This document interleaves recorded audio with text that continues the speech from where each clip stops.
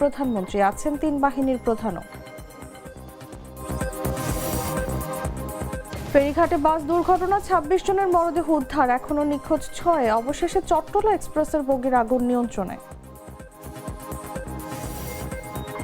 এবার মার্কিন F-18 যুদ্ধবিমান ধ্বংসের দাবি ইরানের, ভিডিও প্রকাশ। যুক্তরাষ্ট্রের সঙ্গে কোনো আলোচনা নয়, সাফ জানালো তেহরান। এবং এশিয়ান কাপ বাছাই মিশনের আগে ফিফা ফ্রেন্ডলি ম্যাচ, ভিয়েতনামের বিপক্ষে বাংলাদেশের টনিক হামজা চৌধুরী।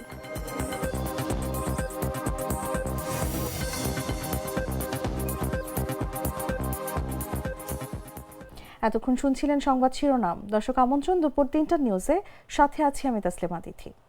মশলা বদলে ফেলেছি, এবার আপনিও বদলে ফেলুন। একবার প্রাণ গুঁড়া মশলা ব্যবহার করেই দেখুন। চলে যাচ্ছি পুরো খবরে। আজ ২৬ মার্চ, মহান স্বাধীনতা দিবস। ১৯৭১ সালের এদিনে অন্ধকারের বুক চিরে উচ্চারিত হয়েছিল স্বাধীনতার ঘোষণা, যা বাঙালির দীর্ঘ বঞ্চনা আর সংগ্রামকে রূপ দেয় মুক্তির লড়াইয়ে। ২৫ মার্চের কালরাত পেরিয়ে সেই প্রথম প্রহরের আহ্বান ছড়িয়ে পড়ে চট্টগ্রামের কালুরঘাট বেতার কেন্দ্র থেকে, জাগিয়ে তোলে প্রতিরোধের আগুন। ৯ মাসের রক্তক্ষয়ী যুদ্ধ, অগণিত প্রাণ আর ত্যাগের বিনিময়ে অর্জিত হয় স্বাধীনতা। তাই ২৬ মার্চ শুধু ইতিহাস নয়, এটি বাঙালির আত্মপরিচয়, সাহস আর পুনর্জাগরণের এক অবিনাশী প্রতীক। তুষার ইসলামের রিপোর্টে বিস্তারিত। ২৬ মার্চ তারিখটি কেবল ক্যালেন্ডারের একটি দিন নয়, বরং একটি জাতির আত্মপ্রকাশের ঘোষণাপত্র। ১৯৭১ সালের এই দিনে বঙ্গবন্ধু শেখ মুজিবুর রহমানের পক্ষে স্বাধীনতার ঘোষণাপত্র পাঠ করেন মেজর জিয়াউর রহমান। যে ঘোষণা বাঙালির দীর্ঘ সংগ্রামকে রূপ দেয় সশস্ত্র মুক্তিযুদ্ধে। পটভূমি ছিল দীর্ঘ বঞ্চনার ইতিহাস। ১৯৪৭-এ দেশভাগ, ১৯৫৬ সালে পূর্ব বাংলার নামকরণ করা হয় পূর্ব পাকিস্তান। রাজনৈতিক অধিকার, অর্থনৈতিক ন্যায্যতা আর সাংস্কৃতিক স্বীকৃতি থেকে ক্রমাগত বঞ্চিত ছিল এ অঞ্চল। ১৯৫২-র আন্দোলন, স্বায়ত্তশাসনের দাবিতে ৬ দফা, ৬৯-এর গণ অভ্যুত্থান এবং ৭০-এর নির্বাচনে বাংলাদেশ আওয়ামী লীগের নিরঙ্কুশ বিজয় সবই ছিল এক অনিবার্য বিস্ফোরণের পূর্ব ভূমিকা। সেই বিস্ফোরণ ঘটে ২৫ মার্চের কালরাতে। অপারেশন সার্চ লাইটের নামে পাকিস্তানি বাহিনী নিরস্ত্র বাঙালির উপর নির্বিচারে হামলা চালায়, যা ইতিহাসের নৃশংসতম গণহত্যাগুলোর একটি। ঢাকার আকাশে আগুন, রাস্তায় রক্ত, এই অন্ধকারেই জন্ম নেয় আলোর শপথ। ২৬শে মার্চের প্রথম প্রহরে স্বাধীনতার ঘোষণা সেই শপথকে দেয় আনুষ্ঠানিক রূপ। পরে চট্টগ্রাম কালুরঘাট বেতার কেন্দ্র থেকে তা ছড়িয়ে পড়ে সর্বত্র, হয়ে ওঠে প্রতিরোধের বারুদ। শুরু হয় রক্তক্ষয়ী মুক্তিযুদ্ধ। ৯ মাসে ৩০ লাখ শহীদের আত্মদান ও লক্ষাধিক নারীর অসীম ত্যাগে রচনা হয় একটি স্বাধীন দেশের মানচিত্র। ১৬ ডিসেম্বর ১৯৭১-এ বাংলার আকাশে ওঠে বিজয়ের সূর্য। প্রতি বছর ২৬ মার্চ জাতীয় স্মৃতিসৌধে নীরব শ্রদ্ধায় স্মরণ করা হয় জাতির আত্মত্যাগী শ্রেষ্ঠ সন্তানদের। ২৬ মার্চ তাই কেবল স্বাধীনতার ঘোষণার দিন নয়, এটি বাঙালির আত্মমর্যাদা, প্রতিরোধ আর পুনর্জন্মের চিরন্তন প্রতীক। তুষার ইসলাম, জাগো নিউজ। মহান স্বাধীনতা ও জাতীয় দিবস উপলক্ষে সাভারের জাতীয় স্মৃতিসৌধে ১৯৭১ সালের মহান মুক্তিযুদ্ধে বীর শহীদদের প্রতি শ্রদ্ধা নিবেদন করেছেন রাষ্ট্রপতি মোহাম্মদ শাহাবুদ্দিন ও প্রধানমন্ত্রী তারেক রহমান। বৃহস্পতিবার ভোর ৬টায় পুষ্পস্তবক অর্পণের মাধ্যমে বীর শহীদদের স্মৃতির প্রতি তারা শ্রদ্ধা জানান। পুষ্পস্তবক অর্পণের পর মহান মুক্তিযুদ্ধের বীর শহীদদের স্মৃতির প্রতি সম্মান জানাতে রাষ্ট্রপতি ও প্রধানমন্ত্রী কিছুক্ষণ নীরবে দাঁড়িয়ে থাকেন। এ সময় সেনাবাহিনী, নৌবাহিনী ও বিমান বাহিনীর সমন্বয়ে গঠিত একটি চৌকস দল গার্ড অফ অনার প্রদান করে এবং বিউগলে বেজে ওঠে করুণ সুর। রাষ্ট্রীয় আনুষ্ঠানিকতা শেষে প্রধানমন্ত্রী তারেক রহমান তার মন্ত্রিপরিষদ সদস্যদের ও বিএনপি জাতীয় স্থায়ী কমিটির সদস্যদের নিয়ে পুনরায় শহীদদের স্মরণে পুষ্পস্তবক অর্পণ করেন। এ সময় দেশের জন্য উৎসর্গকারী বীর সন্তানদের আত্মার শান্তি কামনা করা হয়। শ্রদ্ধা নিবেদনকালে রাষ্ট্রপতি ও প্রধানমন্ত্রীর সঙ্গে সরকারের মন্ত্রিপরিষদ সদস্যবৃন্দ, তিন বাহিনীর প্রধান এবং সরকারের উচ্চ পদস্থ সামরিক ও বেসামরিক কর্মকর্তারা উপস্থিত ছিলেন।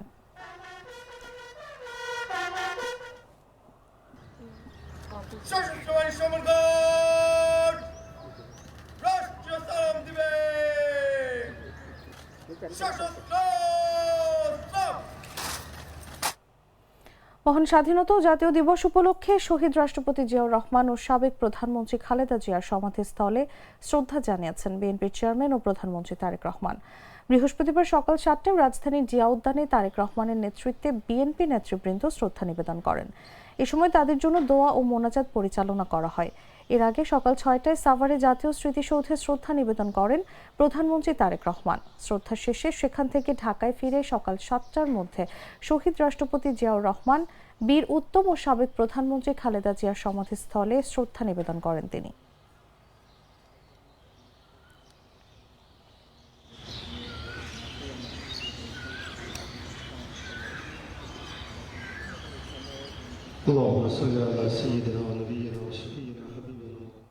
বাংলাদেশের মহান স্বাধীনতা ও জাতীয় দিবস উপলক্ষে কুচকাওয়াজ শুরু হয়েছে।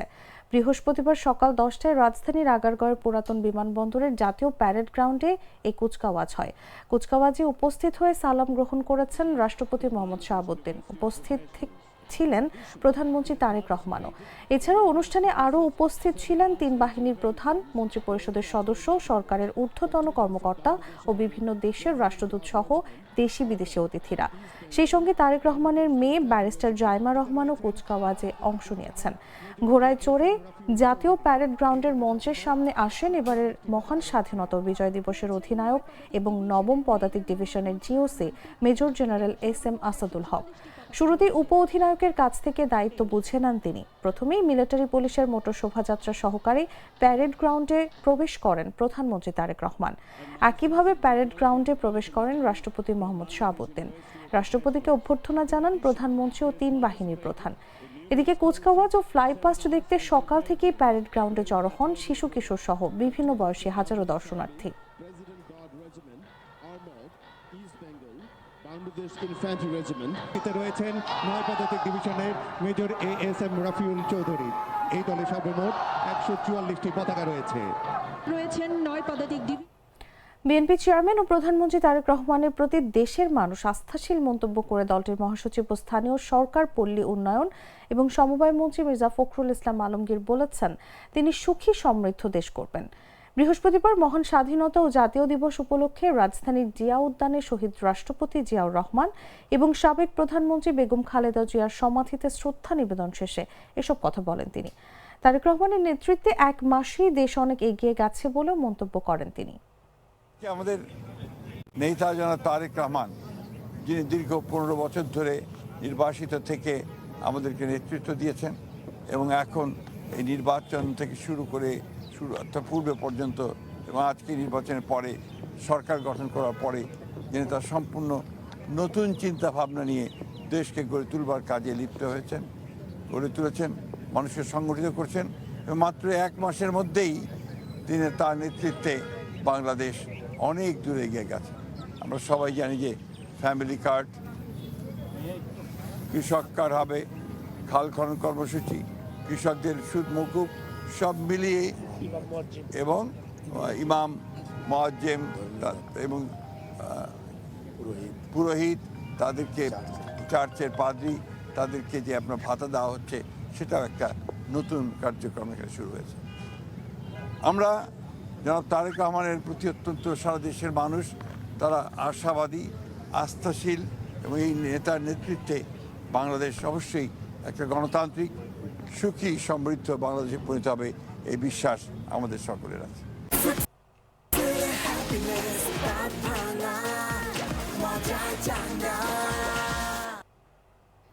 মহান স্বাধীনতা দিবসে জাতীয় স্মৃতিসৌধে শ্রদ্ধা নিবেদন করেছে বিরোধী দল। বিরোধী দলীয় নেতা ডক্টর শফিকুর রহমানের নেতৃত্বে শ্রদ্ধা জানান দলের নেতারা। এ সময় বিরোধী দলীয় চিফ হুইপ নাহিদ ইসলামও উপস্থিত ছিলেন। বৃহস্পতিবার সকালের দিকে সৌধের বেদিতে এসে শ্রদ্ধা ও মোনাজাত করেন তারা। এ সময় ডক্টর শফিকুর রহমান বলেন, রাষ্ট্রীয় সর্বোচ্চ আচারের অংশ হিসেবে স্বাধীনতা দিবসে শহীদদের প্রতি শ্রদ্ধা নিবেদন করেছে জামায়াত ইসলাম। বিরোধী দলীয় চিফ হুইপ নাহিদ ইসলাম বলেন, ৭১ ও ২৪-এর আকাঙ্ক্ষার ভিত্তিতে আগামীর বাংলাদেশ করতে চায় এনসিপি। ৭১-এর আকাঙ্ক্ষা পূরণ হয়নি বলেই ২৪-এ তরুণদের মাঠে নামতে হয়েছে। শ্রদ্ধা নিবেদন শেষে বীর শহীদদের আত্মার মাগফিরাত কামনা করে দোয়া ও মোনাজাত করেন তারা। এর আগে মহান স্বাধীনতা দিবস উপলক্ষে জাতীয় স্মৃতিসৌধে প্রথমে শ্রদ্ধা জানান রাষ্ট্রপতি মোহাম্মদ শাহাবুদ্দিন এবং প্রধানমন্ত্রী তারেক রহমান।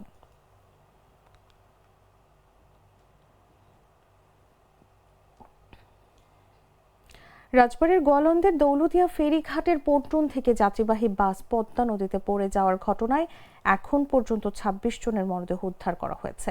জীবিত উদ্ধার হয়েছেন ৮ জন, এখনও আনুমানিক ৬ জন নিখোঁজ রয়েছেন। তাদের উদ্ধারে কাজ করছেন ফায়ার সার্ভিস ও নৌবাহিনীর ডুবুরি দলের সদস্যরা। বৃহস্পতিবার বেলা ১১টা ৫০ ফায়ার সার্ভিসের মিডিয়া সেলের ভারপ্রাপ্ত কর্মকর্তা তালহা বিন জসিম এসব তথ্য জানান। তিনি বলেন, বুধবার বিকেল ৫টা ২০ দিকে এই দুর্ঘটনা ঘটে। প্রায় ৬০ ফুট গভীরে বাসটি ডুবে যায়। দীর্ঘ সময় অভিযান চালিয়ে রাত ১২টা ৩৮ বাসটি উদ্ধার করা হয়। বাসটিতে আনুমানিক ৪০ জন যাত্রী ছিলেন।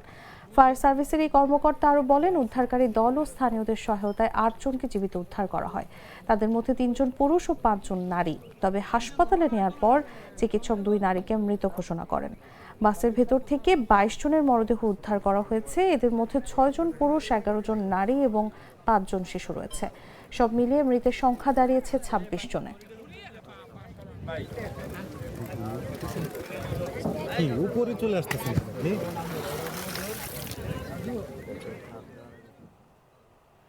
চট্টগ্রাম থেকে ঢাকাগামী আন্তনগর চট্টলা এক্সপ্রেস ট্রেনে লাগা আগুন প্রায় ৩ ঘন্টার প্রচেষ্টায় নিয়ন্ত্রণে এসেছে। বৃহস্পতিবার সকালে সীতাকুণ্ড উপজেলার ফৌজদারহাট ও কুমিরা সংলগ্ন এলাকায় এই অগ্নিকাণ্ডের সূত্রপাত হয়। এই ঘটনায় কেউ হতাহত না হলেও পুরো ট্রেনে আতঙ্ক ছড়িয়ে পড়ে। ফায়ার সার্ভিসের একটি দল ঘটনাস্থলে গিয়ে আগুন নিয়ন্ত্রণে আনে। ফায়ার সার্ভিসের লোকজন আসার আগে ট্রেনের অক্ষত বগিগুলো ফৌজদারহাট স্টেশনে নিয়ে যাওয়া হয়। এখন ট্রেন চলাচল স্বাভাবিক রয়েছে। এ বিষয়ে চট্টগ্রাম ফায়ার সার্ভিসের নিয়ন্ত্রণ কক্ষের দায়িত্বপ্রাপ্ত কর্মকর্তা জানান, অগ্নিকাণ্ডে চট্টলা এক্সপ্রেস ট্রেনের পাওয়ার কার ও পাশে শীততাপ নিয়ন্ত্রিত একটি বগিতে আগুনের লেলিহান শিখায় তা ছড়িয়ে পড়ে। এই ঘটনার খবর পেয়ে ফায়ার সার্ভিস কুমিরা স্টেশনে ২টি ইউনিট ঘটনাস্থলে পৌঁছে আগুন নিয়ন্ত্রণে আনে।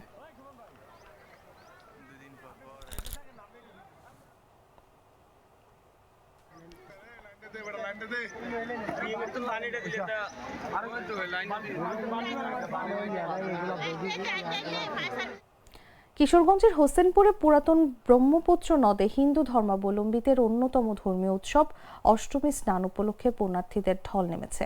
বৃহস্পতিবার ভোরের আলো ফোটার সঙ্গে সঙ্গেই সৃষ্টিকর্তার কৃপা লাভ ও পাপ মুক্তির আশায় নদীর তীরে ভিড় জমাতে শুরু করেন সব বয়সী মানুষ।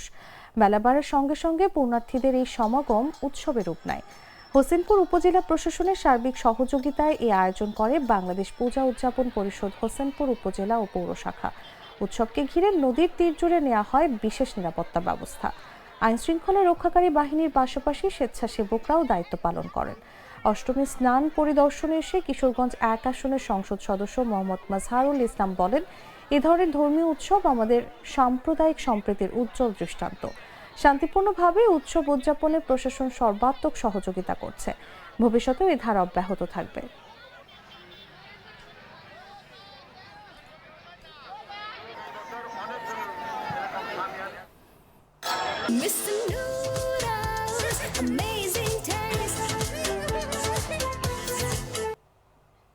জানাবো আন্তর্জাতিক সংবাদ।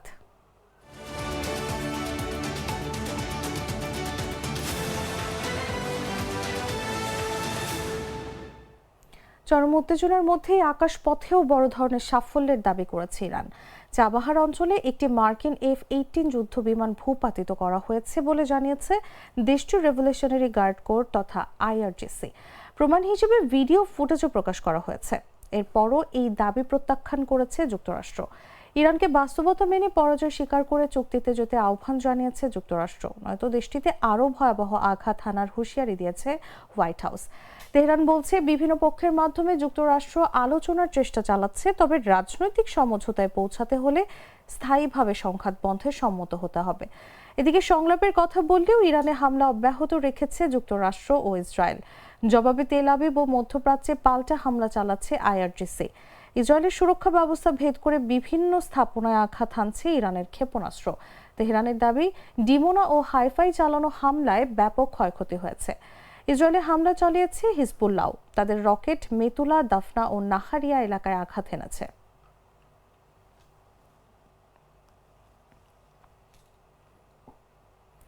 মধ্যপ্রাচ্যে যুদ্ধবিরতির যুক্তরাষ্ট্রের প্রস্তাব প্রত্যাখ্যান করে নতুন করে ইসরায়েল ও উপসাগরীয় আরব দেশগুলোর উপর হামলা জোরদার করেছে ইরান। একই সঙ্গে ওয়াশিংটনের সঙ্গে আলোচনায় বসার কোনো পরিকল্পনা নেই বলেও স্পষ্ট জানিয়েছে তেহরান। ইরানের পররাষ্ট্রমন্ত্রী আব্বাস আরাকচি রাষ্ট্রীয় টেলিভিশনে বলেন, যুদ্ধ বন্ধে তাদের সরকার কোনো ধরনের আলোচনায় যুক্ত হয়নি এবং কোনো আলোচনার পরিকল্পনাও করছেন না তারা। তিনি আরও বলেন, এই মুহূর্তে আলোচনার কথা বলা মানেই পরাজয় স্বীকার করা। এর আগে ইরানের রাষ্ট্রীয় টেলিভিশনের ইংরেজি ভাষার চ্যানেলে প্রচারিত এক প্রতিবেদনে এক অজ্ঞাত পরিচয় কর্মকর্তার বরাতে বলা হয়, যুক্তরাষ্ট্রের যুদ্ধবিরতির প্রস্তাব প্রত্যাখ্যান করেছে ইরান এবং যুদ্ধ শেষ করতে তাদের নিজস্ব কিছু শর্ত রয়েছে বলে জানিয়েছে বার্তা সংস্থা অ্যাসোসিয়েটেড প্রেস। এর আগে পাকিস্তানের দুই কর্মকর্তা যুক্তরাষ্ট্রের প্রস্তাবটি ইরানের কাছে পৌঁছে দেন। তারা 15 দফার ওই প্রস্তাবের সারসংক্ষেপ তুলে ধরেন। এদিকে হোয়াইট হাউসের প্রেস সেক্রেটারি ক্যারোলিন লেভিট দাবি করেছেন, ইরান অস্বীকার করলেও দুই দেশের মধ্যে আলোচনা চলছে। سیاست ما ادامه مقاومت هست، ادامه دفاع از کشور هست، بنای مذاکره نداریم। হরমুজ প্রণালী দিয়ে বাংলাদেশ সহ কয়েকটি দেশের জাহাজ চলাচলের অনুমতি দিয়েছে ইরান। দেশগুলোর মধ্যে চীন, রাশিয়া, ভারত, ইরাক ও পাকিস্তানও রয়েছে। বন্ধু দেশ হিসেবে এই দেশগুলোকে গুরুত্বপূর্ণ নৌপথটি দিয়ে চলাচলের সুযোগ দেওয়া হয়েছে বলে জানিয়েছেন ইরানি পররাষ্ট্রমন্ত্রী। পারস্য উপসাগরের সংকীর্ণ জলপথটি দিয়ে সাধারণত বিশ্বের 1/5 তেল পরিবহন হয়। গত মাসে যুক্তরাষ্ট্র ও ইসরায়েল ইরানের বিরুদ্ধে সামরিক আগ্রাসন শুরু করার পর থেকে জলপথটি ইরানের নিয়ন্ত্রণে রয়েছে। বুধবার ইরানের পররাষ্ট্রমন্ত্রী আব্বাস আরাকচি বলেন, হরমুজ প্রণালী শুধুমাত্র শত্রুদের জন্য বন্ধ। তিনি আরও বলেন যে তেহরান চীন, রাশিয়া, ভারত, ইরাক ও পাকিস্তান সহ মিত্র দেশগুলোকে যাতায়াতের অনুমতি দিয়েছে।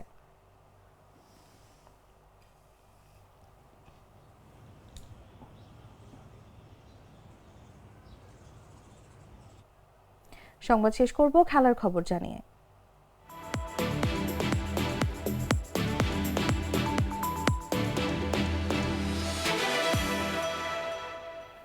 31 মার্চ সিঙ্গাপুরের বিপক্ষে ম্যাচ দিয়ে শেষ হবে বাংলাদেশের এএফসি এশিয়ান কাপ বাছাই মিশন।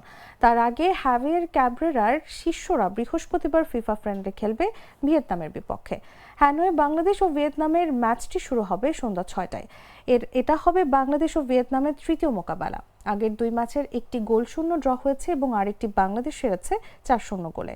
ফিফা র্যাঙ্কিংয়ে বাংলাদেশের চেয়ে অনেক এগিয়ে ভিয়েতনাম, তার উপর ম্যাচটি হ্যানয়ে। সব মিলিয়ে এই ম্যাচে ভিয়েতনামই ফেভারিট। তবে ভক্তরা মনে করছেন বাংলাদেশ কাগজ কলমের এই পার্থক্যটা উড়িয়ে দিতে চাইবে দলে একজন হামজা চৌধুরী আছেন বলে। লেস্টার সিটির ডিফেন্সিভ মিডফিল্ডার 7 ম্যাচ খেলে 4টি গোলও করেছে। ইংল্যান্ড থেকে মঙ্গলবার তিনি ভিয়েতনামে গিয়ে দলের সাথে যোগ দিয়েছেন। অনুশীলনের তেমন সময় পাননি। তারপরও দলের কোচিং স্টাফ ও খেলোয়াড়রা হামজাকে নিয়ে আশাবাদী, আগের ম্যাচগুলোর মতো তিনি ত্রাণকর্তা হয়ে উঠবেন মাঠে।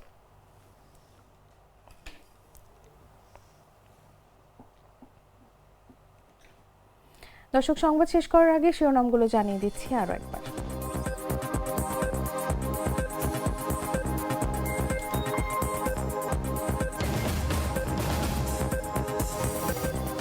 মহান স্বাধীনতা দিবস আজ। স্মৃতিসৌধে বীর শহীদদের প্রতি রাষ্ট্রপতি ও প্রধানমন্ত্রীর শ্রদ্ধা। জিয়াউর রহমান ও বেগম জিয়ার সমাধিতে শ্রদ্ধা তারেক রহমানের। মহান স্বাধীনতা দিবসে জাতীয় প্যারেড গ্রাউন্ডে বর্ণাঢ্য কুচকাওয়াজ। যোগ দিয়েছেন রাষ্ট্রপতি, প্রধানমন্ত্রী, আছেন 3 বাহিনীর প্রধানও। ফেরিঘাটে বাস দুর্ঘটনা, 25 জনের মরদেহ উদ্ধার। এখনও নিখোঁজ 8। অবশেষে চট্টলা এক্সপ্রেসের বগির আগুন নিয়ন্ত্রণে। এবার মার্কিন F-18 যুদ্ধবিমান ধ্বংসের দাবি ইরানের। ভিডিও প্রকাশ। যুক্তরাষ্ট্রের সঙ্গে কোনো আলোচনা নয়, সাফ জানালো তেহরান। এবং এশিয়ান কাপ বাছাই মিশনের আগে ফিফা ফ্রেন্ডলি ম্যাচ, ভিয়েতনামের বিপক্ষে বাংলাদেশের টনিক হামজা চৌধুরী।